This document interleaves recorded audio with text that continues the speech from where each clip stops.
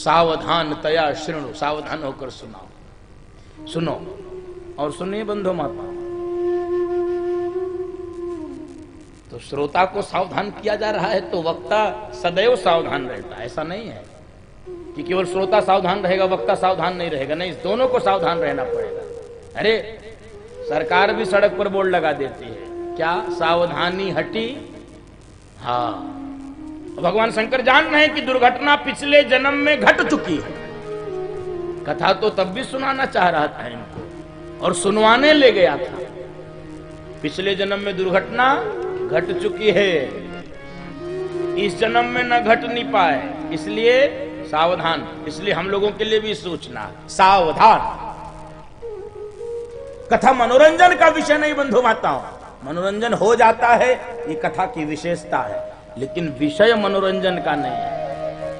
भगवान राम की कथा तो आहा, बुध विश्राम सकल जन रंजनी, बुध विश्राम सकल जन रंजनी, राम कथा कली कलुष निभंजनी, राम कथा कली कलुष निभंजनी। बुध विश्राम तो बड़े बड़े बुद्धिमानों को विश्राम देने वाली कथा है, तो ये मनोरंजन का विषय नहीं, इसलिए सावधान। और बंधु माताओं, मैं फिर इस बात को कह रहा हूं, केवल श्रोता नहीं तो वक्ता भी सावधान रहता है। सावधान मन करि मुनि शंकर, सावधान मन करि मुनि शंकर, लागे कहन कथा अति सुंदर, लागे कहन कथा अति सुंदर। ध्यान से सुनो,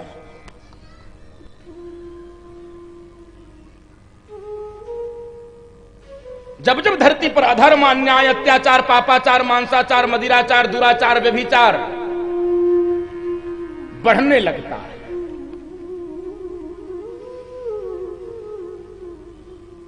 जब जब सज्जनों की वाणी बोलने में असमर्थ हो जाती है, लेखनी लिखने में असमर्थ हो जाती है, धरती के धैर्य धारण करने की सीमा समाप्त हो जाती है, गौ ब्राह्मण चीत्कार करने लगते हैं, साधु संत छटपटाने लगते हैं,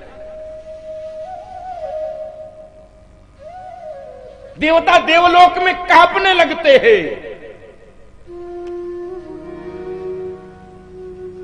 ऋषि मुनि यज्ञ करने से घबराने लगते हैं।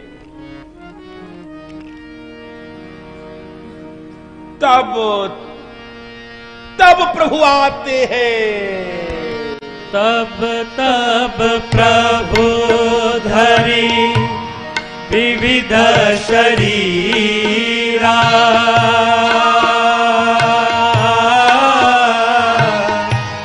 हरहि कृपा निधि सज्जन पीरा, सिया राम जय जय राम, राम सिया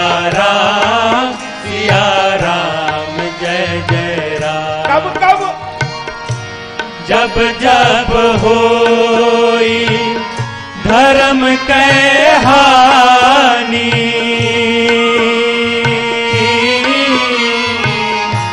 बढ़े असुर अधम अभिमानी,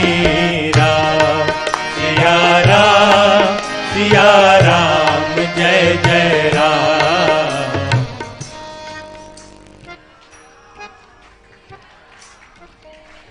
आपको भी गाना, ये कल मैंने कह दिया था कि सुनना नहीं है, गाना है। क्या गाना है? राम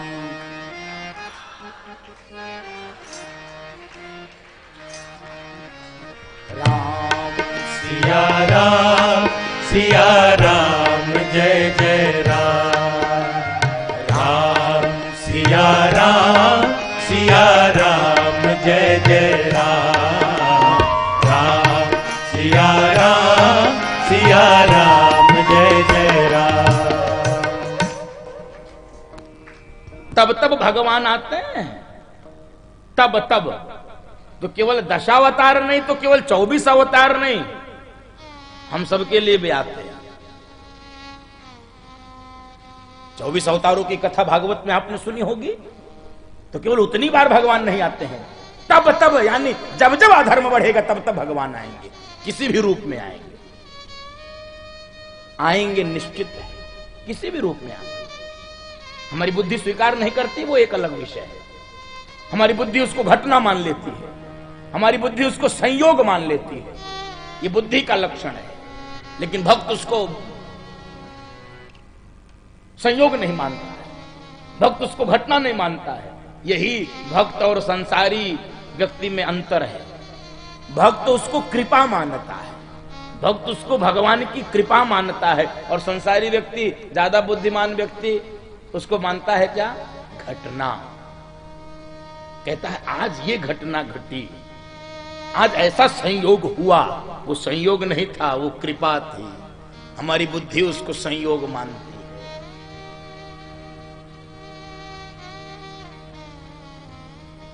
बंधु माताओं, कृपा का दर्शन करना प्रारंभ करिए, कृपा का अनुभव करना शुरू करिए। परिणाम क्या होगा उसकी कल्पना भी नहीं।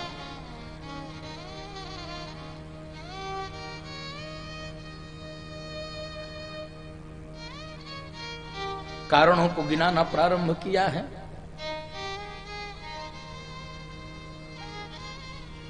जय और विजय भगवान हरि के दो द्वारपाल थे।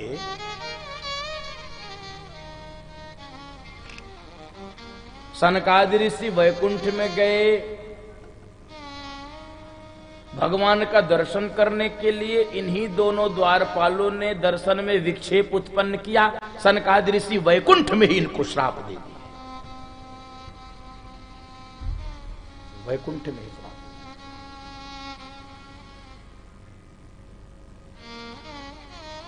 अब श्राप दे दिए तो दे दिए। भगवान अंदर से देखे कि क्या झगड़ा झंझट दरवाजे पर हो रहा है, बाहर निकले, तब तक तो श्राप का यहां पर कार्यक्रम पूरा हो चुका था। अब लेकिन वो भगवान के भक्त हैं, इसलिए वो प्रेम ते प्रकट हो ही मैं जाना। मुनि के श्राप की भी रक्षा करनी है, और ये मेरे भक्त है, इसलिए इनको मुक्त भी करना है, इनको बचाना भी है। श्राप से बचा नहीं सकते, तो इनको मुक्त करने के लिए ही भगवान को बार बार आना पड़ा है। ये जय और विजय तो 3 बार आए, भगवान को 4 बार आना पड़ा। भगवान भक्त को बार बार बड़ा कर देते हैं, श्राप में भी बड़ा कर दिया। यही रावण और कुंभकर्ण बनकर आए, यही शिशुपाल और दंतवक्र बनकर आए, यही हिरण्याक्ष और हिरण्यकश्यप बनकर आए। लेकिन भगवान को 4 बार आना पड़ा। हिरण्याक्ष के लिए वाराह बनकर आना पड़ा, हिरण्यकश्यप के लिए नृसिंह बनकर आना पड़ा, शिशुपाल दंतवक्र के लिए कृष्ण बनकर आना पड़ा, रावण के लिए राम बनकर आना। देखो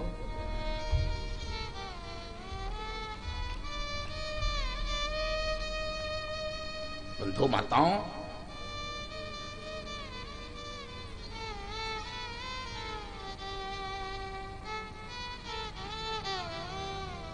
भगवान शंकर ने कहा, दूसरा कारण कश्यप अदिति महान तप किए, भगवान ने वरदान दिया मैं आऊंगा आपके। और तीसरा कारण भयंकर राक्षस जलंधर को मारने के लिए देवताओं ने जाकर भगवान से प्रार्थना की कि ये जलंधर हमसे नहीं मरेगा, और तब तक नहीं मरेगा जब तक उसकी पत्नी साधना पर बैठी है। तपस्या का परिणाम देखिए, पत्नी तपस्या करती है, परिणाम पति को मिल रहा है। पत्नी जब तक साधना करेगी तब तक जलंधर मारा नहीं जाएगा। भगवान को लीला करनी पड़ी, इसलिए भगवान लीला श्रेष्ठ हैं। इसलिए कल भी मैंने कहा था, बुद्धि से नहीं देखना, बुद्धि से देखेंगे बुद्धि पागल हो जाएगी। बुद्धि की सीमा होती है, परमात्मा असीम है, बुद्धि ससीम है। बुद्धि सीमित है, परमात्मा असीमित है, अनंत है। इसलिए उनकी लीलाओं में बुद्धि नहीं लगानी। बुद्धि लगेगी तो बुद्धि पागल हो जाएगी।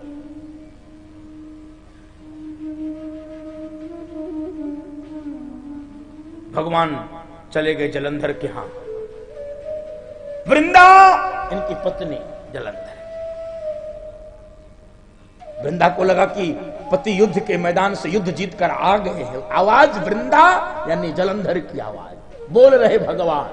और जैसे ही वृंदा साधना के आसन से उठकर भगवान दरवाजे पर आई, हो गया धोखा। सोई जलंधर का सिर कटकर वृंदा के चरण। श्राप दे दिया वृंदा ने, श्राप दे दिया। लीला में भी भगवान ने यदि हित में भी कुछ किया है देवताओं के लिए, सृष्टि के लिए, फिर भी उस श्राप को स्वीकार किया है मेरे प्रभु ने। वृंदा ने श्राप दिया, भगवान ने स्वीकार कर दिया। और उस वृंदा के श्राप के कारण भगवान का अवतार होता है। और बंधु माताओं, आपको कथा पता होगी, वो वृंदा जलकर राख हुई, राख से एक वृक्ष निकला जो तुलसी का वृक्ष। वृंदावनी तुलसा महारानी और भगवान बन गए शालिग्राम पत्थर। भगवान ने स्वीकार कर लिया श्राप, पत्थर बन गए, वृंदा तुलसी बन गई। और इसीलिए पत्थर के ऊपर शालिग्राम भगवान के ऊपर तुलसी को चढ़ाया जाता है और विवाह कराया जाता है। और चौथा कारण सुनाते समय गंभीर कारण था। नारद श्राप दीन एक बारा, नारद श्राप दीन एक बारा, कल्प एक तेरी लगी अवतारा, कल्प एक तेरी लगी अवतारा। गिरिजा चकिता भई सुनि बानी, गिरिजा चकिता भई सुनि बानी। नारद विष्णु भगत पुनि ज्ञानी, नारद विष्णु भगत पुनि ज्ञानी। कारण कवन शाप मुनि देना, कारण कवन शाप मुनि देना।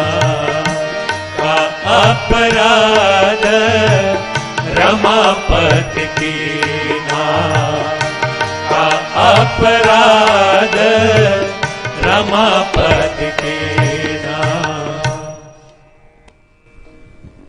नारद श्राप।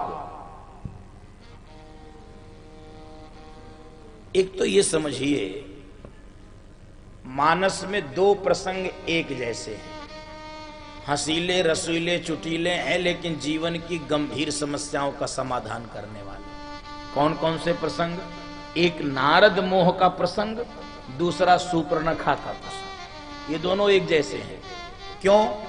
दोनों की फजीहत होती है, और दोनों की फजीहत विवाह के कारण होती है। एक को लड़की ने रिजेक्ट किया, एक को लड़के ने रिजेक्ट किया। एक को बंदर का मुंह मिला, एक की नाक कान कटी। परिणाम लगभग बराबर, परिणाम दोनों की फजीहत होती है। सूर्पनखा का विषय वहां पर पहुंचेंगे तब सुनेंगे। नारद मोह का प्रसंग। पार्वती जी ने कहा कि ये कैसी बात आप करते हैं? गिरिजा चकित भई सुनवाई। घोर आश्चर्य। नारद विष्णु के भगत महामुनि ज्ञानी, वो क्यों श्राप देंगे? और गुरु के प्रति कैसी निष्ठा होनी चाहिए? पार्वती जी में दर्शन करिए, मेरे गुरु अपराध नहीं कर सकते। नारद जी को अपना गुरु मानती हैं, उन्हीं के कारण भगवान शंकर उनको पति के रूप में मिले। तो कह रही हैं, का अपराध रमापति की ना। अपराध किया होगा तो भगवान ने किया होगा, मेरे गुरु जी अपराध नहीं किया। का अपराध रमापति की ना, बताइए।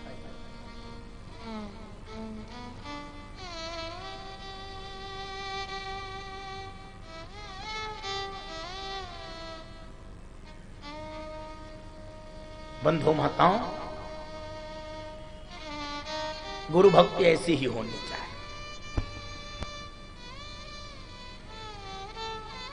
लेकिन यह प्रसंग मुई कहे हो पुरारी, जरा विस्तार से सुनाइए क्या हुआ था।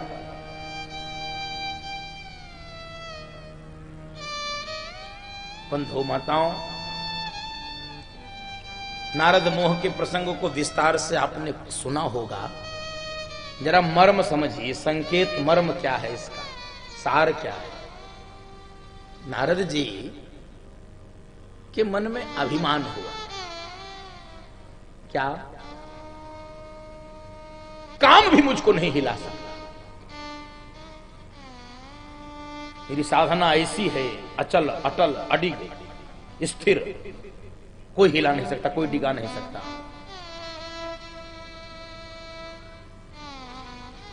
और जब कोई नहीं हिला सकता, काम भी मुझको नहीं हिला सकता, तो नारद जी सोचे इसका प्रचार कहां करें हम।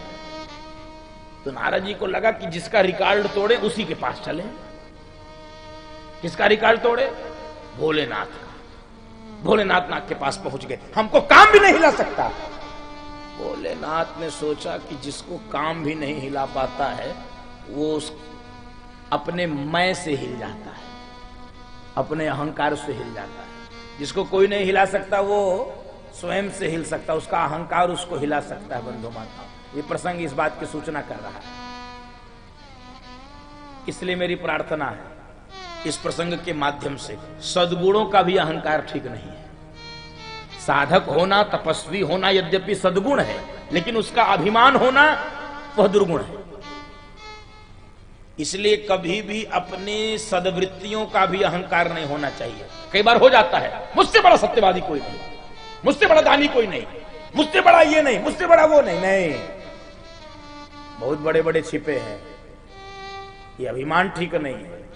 भगवान की कृपा बनी रहे तो उनके सामने हाथ जोड़कर कहिए, प्रभु ऐसी बुद्धि बनी रहे, ऐसी मति गति बनी रहे, हम आपकी सेवा में लगे रहें। लेकिन मुझसे बड़ा नहीं, मुझसे बड़ा तपस्वी नहीं।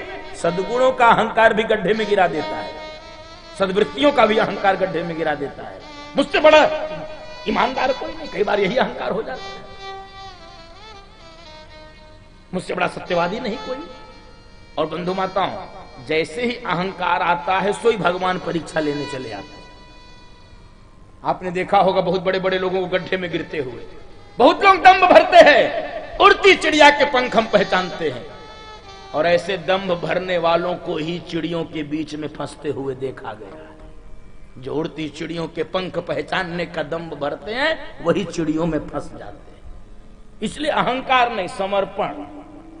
प्रभु आपकी कृपा से ऐसी मति गति बनी है। यह अभिमान भगवान शंकर ने यद्यपि नारद जी से कहा कि देखो ठीक है, हमको तुमने बता दिया, चलो कोई बात नहीं। अब देखिए, गुरु का काम, भगवान शंकर गुरु है, गुरुम शंकर रूपिणम। तुम त्रिभुवन गुरु वेद बखाना, वो गुरु है, उनका काम है सन्मार्ग पर ले जाना। उन्होंने कहा सुनो, हमको बता दिए ठीक है, एक बात मेरी मान लो। है क्या? विष्णु को मत बताना, नारायण को जाके मत बताना। और बताए तो मन में सोच रहे हैं अगर बताए तो सोई गड़बड़ हो जाए। लेकिन आदमी जब तक 10-20 होल्डिंग लगा न ले, फेसबुक पे पोस्ट न हो जाए, फिर काहे बात की तपस्या है? लगा दिया मोबाइल पे स्टेटस।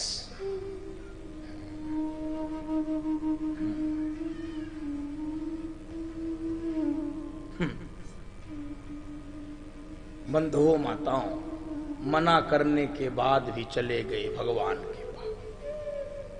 मुझको काम भी नहीं हिला सकता, भगवान विष्णु से कह रहे। ठीक, बता कर गए। मैंने कहा ना परीक्षा तुरंत होगी। परीक्षा हो गई, काम नहीं हिला पाता।